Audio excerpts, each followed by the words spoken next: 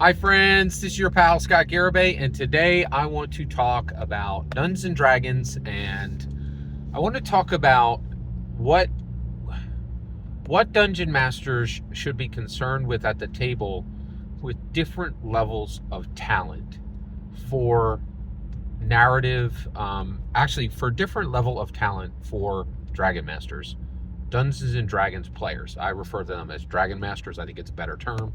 The reason why is I don't think dungeon masters are inherently better than players, but that those names make it seem like that's the case. I think they're on equal footing.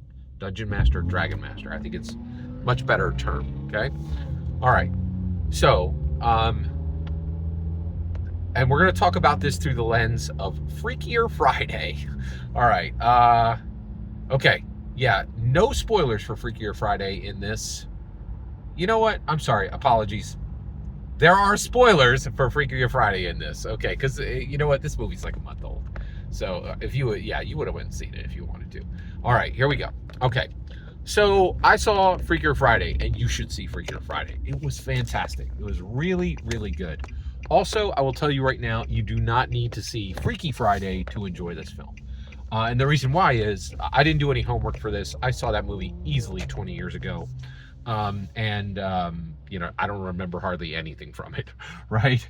And so I really don't. And it was very understandable and maximally enjoyable.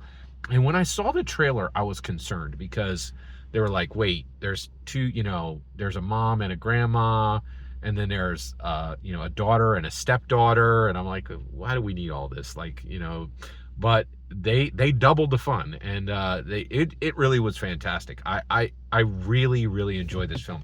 It was absolutely fantastic. All right, now let's talk about Manny Jacinto.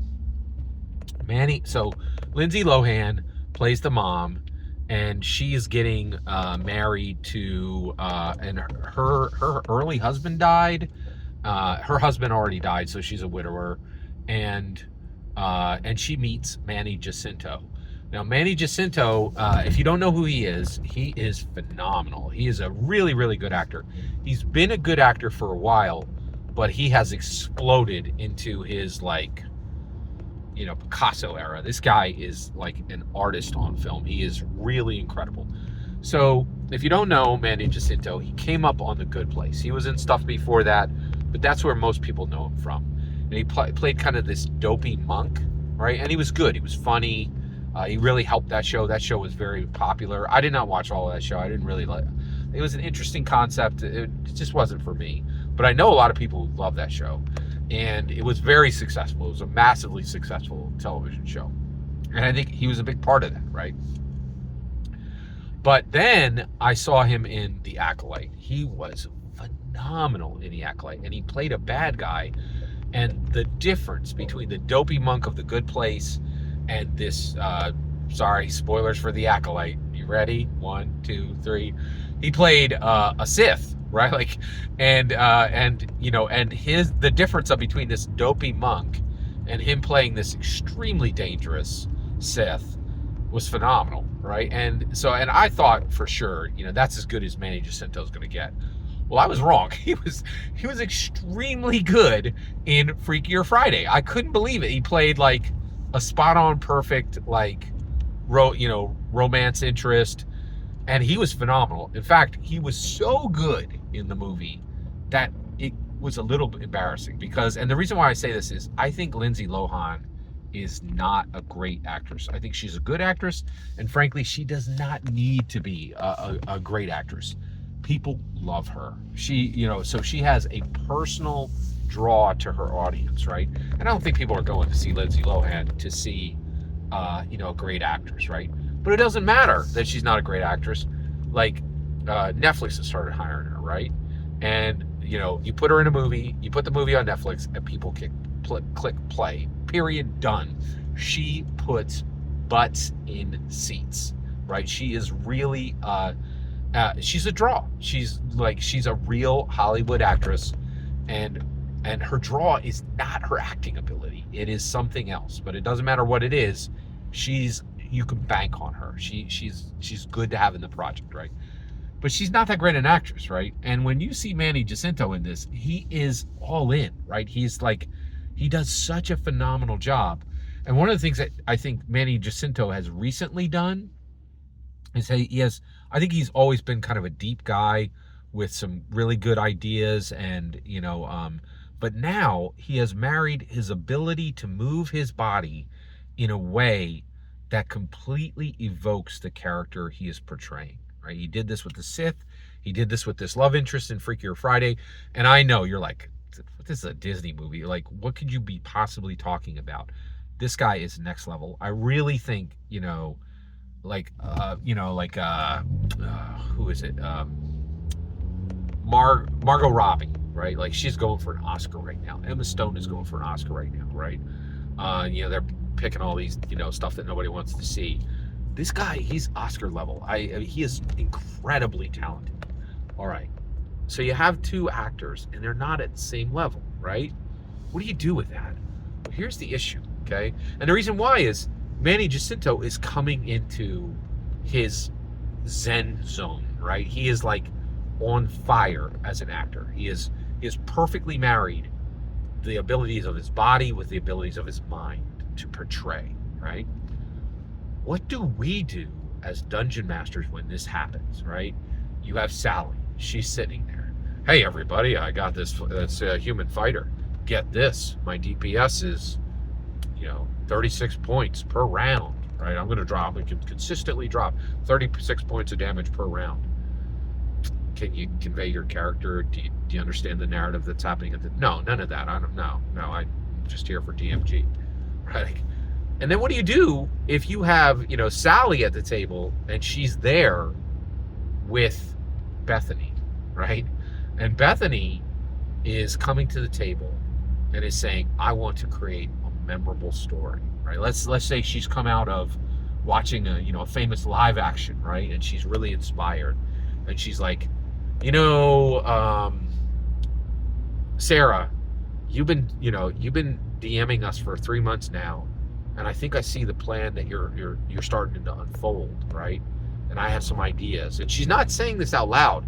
She's saying it by showing up on time. She's saying it by having notes ready. She's saying it by taking notes. She's saying it by, focusing on story aspects that other players are bringing forward, right? She's saying it with her actions and not with her words, right? And she really wants to make a story that everybody at that table will remember for 30 years, right? But there's Sally, who's just her only concern, who really doesn't understand the story that's being told, doesn't understand acting with the other player characters, doesn't even understand that she has a player character with desires and emotions and different experiences. She's not trying to find any depth, right? So how do we handle that as dungeon masters, right? Well, the first thing we have to do is we have to acknowledge it, right? And then also, do you not have a Bethany? Have you never had a Bethany because you don't know how to handle them? Because you're there and you are actually prioritizing the DMG player? Are you listening to this now and going, oh my gosh, right? Like, I've never had a Bethany. I'm never going to have a Bethany because because my biggest concern for each session is if the CRs are right? Like, I'm not building a framework where players that have hooks for player narrative, right? So first we have to acknowledge it. We have to acknowledge that this can happen, right? And then we have to determine, are we a good dungeon master for players who are ready who are entering into their Zen zone, right? And I really want to tell you, if you are that dungeon master who's there for Sally, you need to change. That is not a good use of Dungeons and Dragons, and you should really focus on, that's not the most valuable player. That is the least valuable player at the table, right? Like, Lindsay Lohan and Manny Jacinto are not at the same level, right? Like, it's just not the case, right? And one is more valuable to the future of Hollywood than the other, right? And so one, I think we need to acknowledge that there is a hierarchy of value within Dungeons and Dragons, right? And you can contest that and say, no, Scott, I think it's the other way around, right? But you're wrong. And everybody has the right to be wrong, right? You can hold your opinion, right? And actually, in this movie, right, one of the lines in the Freakier Friday movie is, "Can you have a wrong opinion?" Really, So, but I'm telling you, like, there is a hierarchy of value within Dungeons and Dragons. The narrative is more powerful than the DMG, right? I'm sorry. When I keep saying DMG, that stands for Dungeon Master Guide. I keep saying that for damage, right? Narrative is more valuable than your DPS, your damage per second, right? And so we really need to acknowledge this. And then there is this structure of what do we do? What do we do once we realize we have this lopsided talent issue, right? And actually, right now, my only point in this one is acknowledge it. Acknowledge that it's there. And you need to start thinking, what do I do to make sure that Bethany is fed, right? They all have to eat, right? And that's the other thing is, oh my gosh, right? So you need to feed both those people at your table, right? But the reality is, one of them, you can just throw an Uncrustable at them, right? That's the DPS player. But the other person, they need carbs and protein. They need balance, because what they're doing is like, it's the difference between, it's the difference between feeding somebody whose main activities is playing Call of Duty and someone whose main activities is marathon running, right? They need to be fed in different ways. You can't feed them the same, right?